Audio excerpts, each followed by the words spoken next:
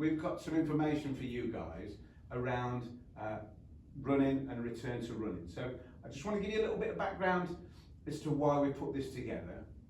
It's very simple really. We know that from being in private practice for over 20 years, that what tends to happen at the beginning of the year, people have fitness goals, which is brilliant. We like to help people with those fitness goals. But what happens is they start with a high motivation, and then what can happen, and does happen, and we see in the clinic, is they tend to get injured over the next few weeks. And we see it year in, year out. So this, like occurrence, Sophie and I have been talking about, and we've been talking about it for a long time really.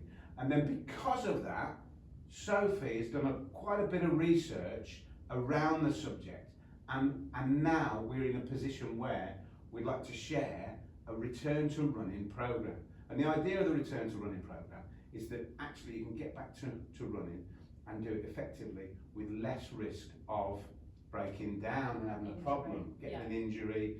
And so actually, you might say, well, it sounds counterintuitive for a physio not to want to get people injured. We don't want you injured. We want to keep you running. So that's why we put this together. Sophie's going to explain it to you. And this is a long form of the video. We've got lots of short videos which you can have a look at. But this is the long form video. It's probably going to be about 20 minutes, which I know some people find that a bit long, but just always remember you can use the speed controls, and if you play it at 1.25 or 1.5 of the normal pace, plainly that will get you through quicker, but you can still get the information across. So, Soph, you might have to explain what our return to running looks like. Okay, so our return to running program is a prehab program. So we're looking at post-injury, if you're at a good level, or no injury, bringing you back up to where you want to be, or your next goal. Like we said, New Year's resolutions.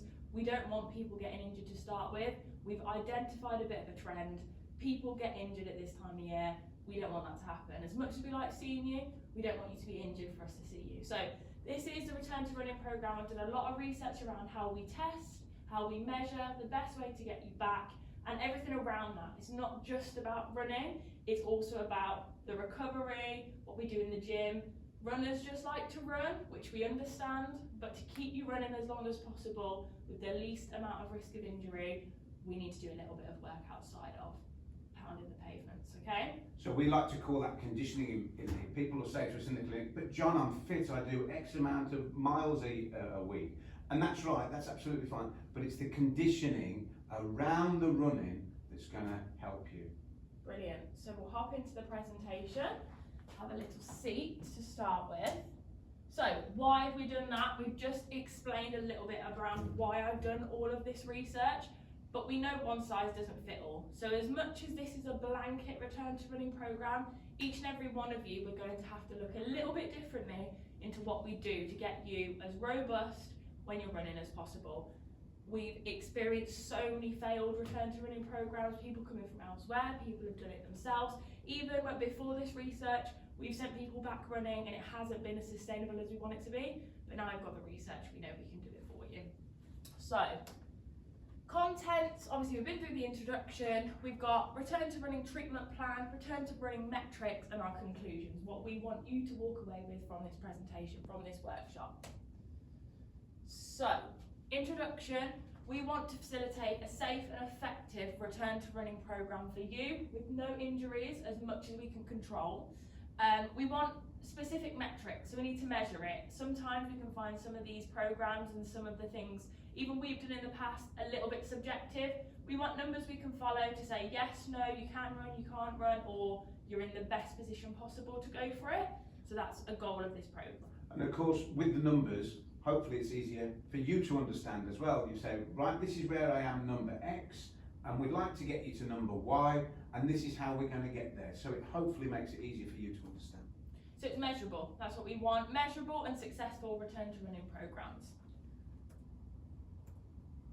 So, before we actually look at a couch to 5K or a 10K program, we need to look at what we do before, the outside of the running preparation.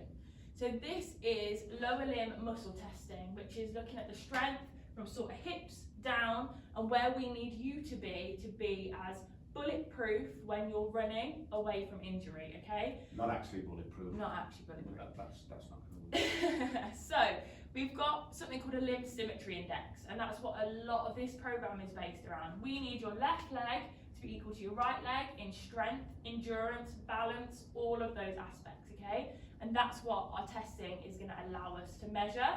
We're going to be able to see which leg is your dominant, if you have one, if one's got a deficit, if you've had previous injuries, we're going to need to sort that out before we get you to run, because running is a single leg activity. You're stood still, you've got two legs on the floor, you're running, you're on a single leg. So we need them to be symmetrical, otherwise one's working harder than the other, okay? As well as the muscle testing, we've looked at some functional tests, okay? So muscle testing is more static. We need some dynamic tests as well. So things that we measure while you're moving, because running isn't static, you're moving, okay? So a white balance test is really, really important to see your risk of injury. We've got a metric after you do this test. You can see me on this apparatus here. That can actually predict your risk of injury, which we can work out in the clinic for you and make sure we know where you're lacking. There's 3 points, each one of them is equally important to you running, but we have to measure your limb symmetry index as well. To see versus left v right and all the planes of movement that you're going to be working on in this. Single hop test, you hop for 3, again LSI, limb symmetry index. All of these have different goals, so the static test is 85% limb symmetry index, this single leg hop test is 70%, however, we're aiming for 100. So we've got our basic, but if you want to be as strong as possible, we're aiming for left equals right, okay? So all of these are researched, all of the papers we've got, so we know that they're robust measures. We've just combined them all together and made our own program from that.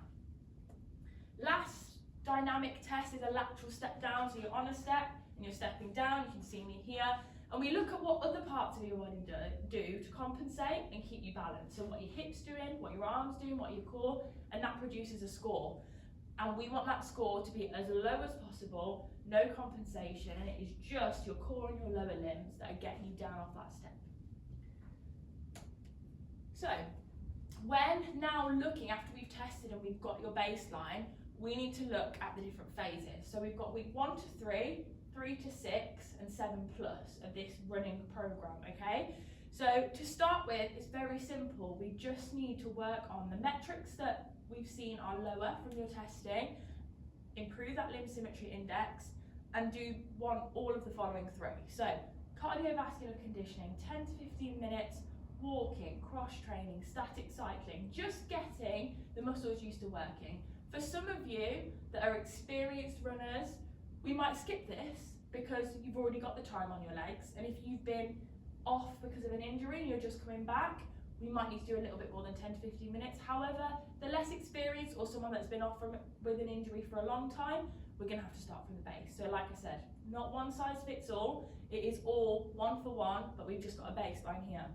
Muscle activation exercises, so if you haven't ran or been off running for a while, we need to wake these muscles up. So glute bridges, planks, things like that, waking all the muscles up so when we do get you running, they're used to working. Last little thing, stretching and range of motion. That's one of the first things that goes, and a lot of runners we see, they don't warm up and they don't cool down. So it's good to get that range of motion back into your routine, just so when we start upping the mileage, that's what we've got, a good range of motion, stretched out muscles, so we haven't got that extra risk of injury with tightness and things like that. And I think the other thing to remember is you may well be doing some or all of these, but also what we've got to think about is the order in which we do them and how we do them. You probably come across lots of elements, if not all of the elements, but it's putting them in a structured way that's going to work for you. The building blocks. Sorry. It's okay. We need to build the building blocks properly, because then if we don't and you throw them all in at once, that's when we get overtraining injuries. So all we're trying to do here is keep you out of our doors as much as possible.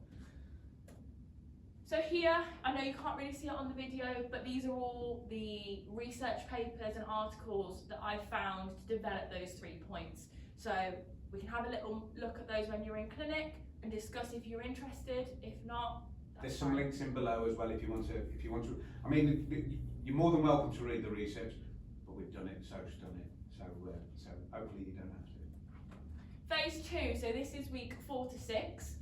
Here, we're just stepping it up a little bit. It's more about strength building rather than the lower end of activation. So here we get you back into the gym if you're in the gym, or we can convert it to home exercises if that's what you've got available to you. Things like leg press, leg curls, calf raises. We're adding some weight in now. Obviously, person to person, John's going to be able to lift more than me, etc. We need to tailor it, one versus the other. It's not going to be, right, you need to lift this and the same, different people need to lift the same. It's got to be to your baseline. So we do a little bit work around that. Cardiovascular conditioning kicks up a little bit more. We do brisk walking, we do cross trainer or swimming, increase the time and the speed. Just get your muscles used to working, waking up those muscle fibers that we need to work when we eventually get you back running. And last thing that's sometimes missed, most commonly missed, is the balance of proprioception. So when we get people coming in that have, say, rolled their ankle when they're running, or fell off a curb, or they're on a bit of uneven ground, we need to step in and help you get that balance and coordination back. And that's how we do it in this week 4 to 6. I think that's a really important point that Soph's made there, the balance and proprioception. We sometimes use that word in physio, in the physio clinic, but actually it is exactly that. It's the balance. It's when you're on that muddy path or running over those cobbles, it's your body's ability to deal with that. Because the injuries are almost more frustrating, aren't they? Because there's nothing to do with your power or your distance or anything like it. It's a funny, awkward injury, and hopefully that will help prevent that. In the future, absolutely. So again, we've just got a page here with the research of why we do those things. Third and final phase is week 7+. So this is where we look at getting you back on the road, back on the treadmill, back on the trail, wherever you like to run, and this is what we've got to do. So gradual return to running, we've got to up that cardiovascular routine to where you were. Include interval training and varied terrain. So we've prepared you with the proprioception in the last stage. Now we need to get you, let's say, off the treadmill, back onto the trail that you usually run in. Strength and power. We continue in the gym, and that's a big point for you runners. We want you to continue strengthening these muscles individually, not just running. And then plyometrics, so that's bouncy exercises. Running is bouncy, running is dynamic, so we need to mirror that in our training, not just on the roads. Monitoring and adjustments, we need to look at those metrics that we measured at the start, see if you've improved. We think you will have, we've given you the programs, and if we need to focus more on a calf raise or focus more on your core or your glutes, just at the end to make sure you're as robust as possible, and adjust the program on the feedback we've got from you. And that's the end really. 7+ weeks is the end of the prehab, let's say. Then we start kicking you up, getting you running. However, 7 weeks may be way too long for one person and way too short for another. So 7 weeks is our, like I said, one size fits all, stick the plaster on it, but it might take someone 12 weeks to get there or 4 weeks, and that's absolutely fine. The research suggests there's no perfect time, we've just got to listen to your body, and that's something we've got to teach you as well, listening to your body, because that's another way to prevent injury. Again, we've got the research. This one's actually really important. Novice runners who progress their running distance more than 30% over a 2-week period are more vulnerable to distance-related injuries, more than people who increase their running by 10%. So we've also got to look, if you were running 2Ks and now you're all of a sudden running 10Ks, you're more likely to get a distance-related injury, so that's a tendinopathy, things like that, than if you just kicked it up 10%. So we need to measure that as well. We're not just going to say run, we need to measure that. We're saying little bit at a time. Now you probably know that, but we've got the research and we can help you build those segments bit at a time. And so there's a structure and you've got that understanding of it. And you know what those increments are looking like. And should be. There's a certain amount of risk at increasing distance at any point. We just need to take the smallest amount of risk. So this is sort of our special sauce, I say, with our running program, is considerations before. So we've done all the training, we've done all the testing. These are just the little extras that are going to sort of polish what you've got going on and again, prevent you injuring a little bit more. So Things like backwards walking. When we run, we're going forward. How often do we run backwards? Never. But our posterior chain, so our glutes, hamstrings, calves, are so important when we're running. And we don't train them dynamically like running. So a backwards walking program, which we've got a 12-week program separate to our return to running program, is really good for strengthening those neuromuscular pathways, so your brain telling your posterior chain to wake up, and also increasing knee strength and your gait strength just by walking backwards on a treadmill. It's half an hour a week, an hour a week max, but it massively helps your body's ability to use the front and the back at the same time. And again, if you think about it, it's going to help your posture as well. We do everything going forward, like so said, we don't do anything going back, but actually by working the muscles on the back, we're going to start to get you more upright. Sorry. Perfect. So another thing that we massively see with a lot of runners, and this just isn't new runners, they're training in the wrong heart rate zones. So zone 1, me and John won't even be touching at the moment because we're just chatting, nothing. If we were to run down to the park, me and John probably would be hitting a little bit more than zone 1. So. But we want to be in zone 1 to the lower end of 3 as much as possible. People with watches and Garmin's, Apple Watches, any Fitbit that measures your heart rate, you can check this when you're running, and this is one of the biggest things I will always check on my patients when they come in. Obviously we do an objective assessment, but we don't see you running. This is almost our little way in to see what are you doing on your runs. If you're training too hard in this red and orange zone, 4 or 5, 80 to 100% of your max heart rate, those need to be saved for race day, because you're using all your reserves up, you're starving your muscles of oxygen, they're working to their absolute max. That's where we get injured. So we need to avoid that as much as we can. To make you faster, we need to train you slower, which seems backwards, but it's about conditioning rather than you knowing, right, the last 6 runs I've run have been my fastest. You can't get a PB every time. You need to train in those zones 1 to 3. This key point, yeah, isn't it? sorry. So this little graph, it's quite complicated, but I'll just run through it quickly. You can see the solid black line. We go ramp of progression, which is your zone 1 to 3. Then we hit a plateau. If you continue and continue for a long time training at 4 to 5, you'll hit that dotted line. That's where your body fails to adapt. You haven't got the nutrients in your body to adapt up to the level you need that you're training at. That's when we get injury. However, the solid black line that goes up, that's adaptation. That's when you get faster. That's when your muscles condition and you're in the best position possible.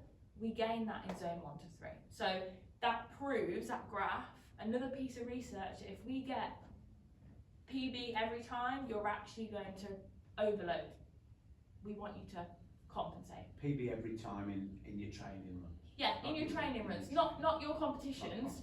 Competitions, go for it. We want you to push. That's what we're here for. Yeah. But training runs, it can't be faster every time. This here is another example of that, and this is me. I play netball, so it's slightly different. It is all about me. This is all about me. So this is me at netball, slightly different. However, it shows training versus competition. Okay, so this is my Apple Watch. It shows me my zones 1 to 5. Training on the right hand side is zone 1. For an hour and 8 minutes I was in zone 1. For 41 seconds I went into zone 2. That's how it should be. Competition, you can see, netball is in 15-minute quarters. For 2 quarters I'm in zone 4 or 5. So that is, my heart is working its hardest, my muscles are working its hardest, we're building the lactic acid up. I am in that risk place for injury, but it's competition. So it's okay, because I've done the conditioning before and I didn't get injured. I'm still here. So that's just a good way. If you're looking at your watches, they all look pretty similar to that. You can just see what your heart rate is doing, and we'll help you track that as well. Slings. This is where John's going to get involved a little bit. We're going to test what he's up to. So a sling is where a band or a chain of muscles need to work together. And they're really, really important when running, because your 2 powerhouses, your upper body and your lower body, need to be connected in the middle. So it's this core, this sling that goes through. Think of it as a rope. We want, all to contract together. So we've got a posterior and an anterior sling, and we need them to work together for the maximal amount of acceleration when you're running, okay? So we're going to get John on the bed and we're going to test his 2 slings, anterior and posterior. I'm going to explain a little bit about what's going on there while we're doing it, okay? What do you want me to do? If you hop on this bed for me, John. Okay. So our anterior sling is our core into our adductors, okay? So we need you to be able to do sort of a half bicycle crunch and be resisted while you're doing it. So that's the perfect movement. What I'm going to do, perfect, 10 out of 10. What I'm going to do is resist John there. He might be great and I might not be able to push him down. We haven't tried this. We haven't don't tried know. this. This is This is soon to first find time, out. Yeah, we'll absolutely. So he needs to be able to activate all of that together, because if you think when you're running, that's what we need. So if you do that movement for me, John, and resist me there. Well done. So John's really strong in there, quite good actually, isn't but it? it's difficult. Now if we go the other side, so do other arm to other leg. Oh. This leg. Wrong one. Wrong. Well It's done. not bad, is it? Actually? Very good there. So And John's I'm quite old, you know. John's anterior sling is really, really good. So he would not have an issue with coordinating upper body strength when we're running and lower body strength at the front. Spin over for me, John. So now we need to test posterior sling at the back. What I need you to do is lift your opposite leg and your opposite arm up. Right. Perfect. I'm going to push you down. Yeah. Quite good. Slightly weaker, I'd say, than your front. Yeah, I mean, it was harder. It was Give you that, harder. It was harder. I don't know if you guys can see this. So push this leg up. And that arm, brilliant. Push. That's interesting, isn't it? It's a bit... Difficult. Yeah. Difficult. So John clearly is a pro, but you're fine. Clearly. I don't think mine Clearly. would be that strong, because I know I need to work on my core. Should we give it a go? We can give it a Come go. on. Absolutely. We can give it a go. So, So opposite arm, opposite leg. push down. Oh, that's good so. Hard though. And then, that's it. Good resistance, I like it. I like that so. Yeah, good. Difficult. It is It is difficult. difficult, but you've got good resistance. Probably don't want to suffocate. That's not the idea. So, where are we going? So we're going to push, push, push. That's good. You see, we've got some good resistance there. You can try this at home with your partner, just to see what your sling strength is like. It is difficult. It is hard. It is It's really harder than you might difficult. think. So we need to look at improving that if there's a deficit left v right, but it's really, really easy to improve. We've got gym workouts you can do and even home workouts that can improve slings. And it's all going to help you running. This is where we need to go back. We need to say almost after every sentence, it's all going to help you running. All help going to you improve running. your running. All going to improve your running. That's So- what we're after. Other little thing we've got is cadence. So sometimes people think wider strides is going to get them further quicker. However, that might be the case, but it's putting more force onto your joints, muscles, ligaments, tendons, because you're building up more force as you're coming down. Think of it as reducing going up into a higher gear on a bike. Your legs are going faster. Is it up a gear? Yeah. Changing gear. Changing gear on a bike. I haven't ridden a bike in a long time apparently. down a gear on a bike. So your legs are going faster, but you're travelling at the same speed. That's the idea. This is just a bullet point dump list of all the recovery things you should be doing when running. This is how we actively recover your body. So just resting, coming back, sitting on the sofa after a run is not what we need you to be doing. Not the best idea. We need you to be putting a little bit more work in, okay? So rest days, they need to be scheduled. They're not just when you can't be bothered to go for a run, maybe once every 4 weeks. They need to be scheduled, and you should be having at least 1 rest day a week. That's from the gym and running, that's bare minimum. Rest is a training session too. Absolutely. Little mantra I like to use. I'll Absolutely. bore people with. Sometimes they roll their eyes when I say that. But it really, really is. And then hydration, a lot of people need to talk about electrolytes, just the amount of water they're drinking, really important to allow that lactic acid to flush out. If you're doing so much training, we need to fuel the body properly. Same as nutrition, balanced diet, lots of proteins, carbs as well. If you need the energy to go, carbs are going to do that for you. Sleep, huge, 7 to 9 hours. You might be getting up at 4 a.m. for a training run, but we need you to go to bed earlier, because otherwise your body can't recover. Your body recovers the best when you're sleeping, So that's a training session as well, sleeping. Active recovery, so low intensity activities like yoga, Pilates, those are things we need you to be doing. Ice baths, I'm not so sure on those, but an ice pack, equally, if you've got a soreness or an ache, or you know you've got a weakness in one area, just keeping the inflammation down, really important. Ice baths are a really personal thing, aren't they? I don't like getting in a cold ice bath. That's, you know, possibly one of those things that I'd do if I really, really needed to. If you like it, and there's lots of research around it, go for it, give it a try, and that's the point. That's the absolute point. Stretching and foam rolling, stretching, that's my nag in the treatment room. Stretching, so important in injury prevention. Massages, we can obviously help you with that, but really important for keeping the muscles nice and loose.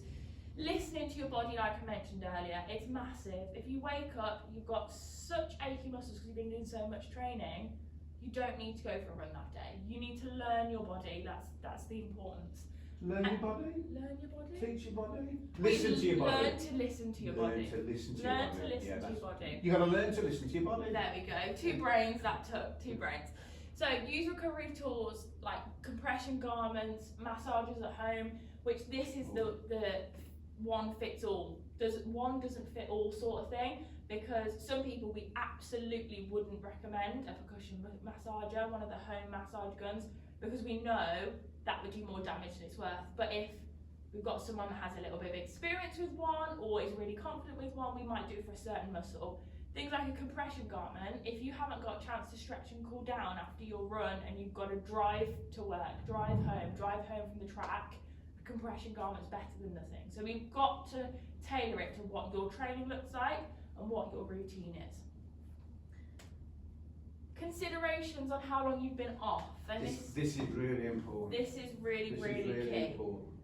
Less than 5 days, with 5 days being the max. So you haven't run for 5 days? Crack on. Carry on as you were. If you were running 10Ks, 2Ks, 1K, carry on as you were. You've not lost your fitness, you've not lost any conditioning, carry on. 6 to 28 days off. Say that again, so say that again. 6 to 28 days off. So that's less than a month. You need to return at 50% of what you were at. So if you're in a 10K, 5K, 2K, you need to go back at 1K. That is the research, and we need to guide you. People roll their eyes, but you will get back to where you were. We just don't want any injuries to crop up, and we don't want, if you're recovering from an injury, that to pop back up as well.